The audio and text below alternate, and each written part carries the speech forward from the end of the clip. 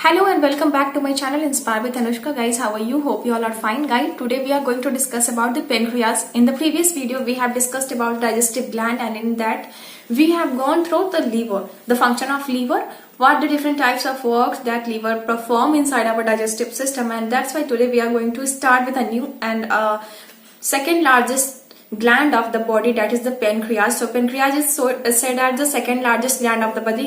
pancreas को जो है वो हम दूसरा सबसे बड़ी ग्रंथि मानते हैं. सबसे बड़ी ग्रंथि जो हमारे शरीर की है वो लीवर थी, जिसके बारे में हमने प्रीवियस वीडियो में डिस्कस किया, जो कि बाइल जूस सिक्रीट कर रहा था. और पेनक्रियाज भी डाइजेस्टिव सिस्टम का ही एक ऑर्गन है या फिर एक पार्ट हम कह सकते हैं, एलिमेंट्री कैनाल का है, जो कि ग्रीनिश कलर का होता है. और ये पेनक्रियाटिक जूस सिक्रीट करता है, जो कि कई सारे एंजाइम्स को रिलीज करता है, और इसकी वजह से डाइजेशन का प्रोसेस जो है वो बहुत ही इजी और स्मूथर होता है. पेनक्रियास के बारे में एक चीज और भी जाना जाता है कि इसे हम लोग एंडोक्राइन और एक्सोक्राइन, अंतःस्रावी और बाह्यस्रावी दोनों टाइप की ग्रंथि है. इट मीन्स ग्लैंड है.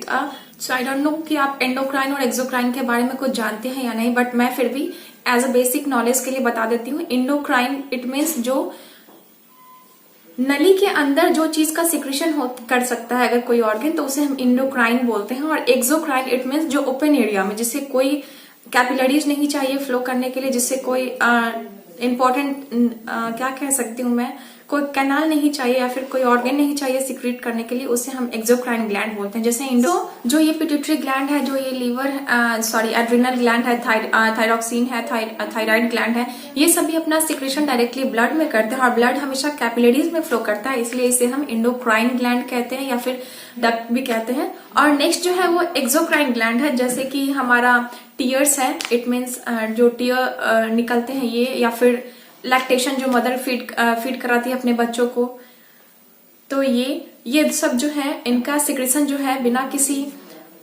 डक्ट के होता है, बिना किसी कैपिलरीज के होता है, and that's why these are called the exocrine gland. ये था डिफरेंस एक्सोक्राइन ग्लैंड और एंडोक्राइन ग्लैंड के बारे में.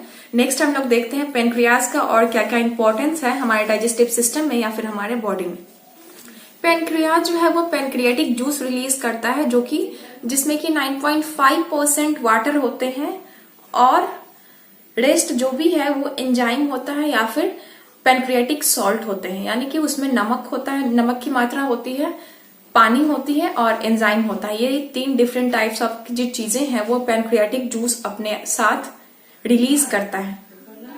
अगर हम नेचर की बात करें तो नेचर में हमेशा ये बेसिक नेचर का होता है और थोड़ा मोड़ा सॉल्टी नेचर का भी होता है, तो इसे हम बेसिक नेचर ही कहते हैं. और इसका पीएच वैल्यू अगर हम डिस्कस करें तो वो 7.5 से लेके 8.3 तक होता है. पीएच के बारे में भी मैं बता दूं साइड से, अगर आपको नहीं पता है तो पीएच किसी भी चीज की एसिडिटी या फिर बेसिक कैरेक्टर को मेजरमेंट करने के लिए एक मेजरिंग स्केल है, जो कि किसी केमिकल के बारे में ये बताता है कि कौन सा केमिकल एसिडिक नेचर का है और कौन सा केमिकल बेसिक नेचर का है. इसमें 1 से लेके 14 तक का मेजरमेंट दिया हुआ होता है, जिसमें कि 7 जो है वो न्यूट्रल जो भी सॉल्यूशन होते हैं उनको शो करता है, और 7 से लो जब भी आप जाओगे तो that will show the basic the acidic nature. और जितना आप बैक जाते जाओ, इट मीन्स 7 से जितने दूर जाओगे वो उतना स्ट्रॉन्ग एसिड होगा. और इधर अगर हम दूसरे पार्ट में देख ले, 7 से जितना दूर आप 14 तक जाओगे वो उतना ही लेस बेसिक क्वालिटी का होगा. सो अगर सॉल्यूशन की एसिडिटी और बेसिक कैरेक्टर्स को जस्टिफाई करना है या फिर हमें मेजर करना है, तो उसके लिए हमें एक मेजरिंग स्केल के रूप में पीएच स्केल का यूज हम करते हैं. तो पेनक्रियाज में भी जो एंजाइम्स है वो मोस्टली किस चीज को डाइजेस्ट करने में हेल्प करते हैं, तो हमेशा कार्बोहाइड्रेट, प्रोटीन और फैट्स के सिंथेसिस में यानी ब्रेकडाउन में हेल्प करता है पेनक्रियाटिक जूस. यानी जो भी एंजाइम्स रिलीज हो रहा है पेनक्रियाज से या फिर पेनक्रियाटिक जूस से, वो हेल्प कर रहे हैं डाइजेशन में किसके, कार्बोहाइड्रेट के, फैट्स के और प्रोटीन के.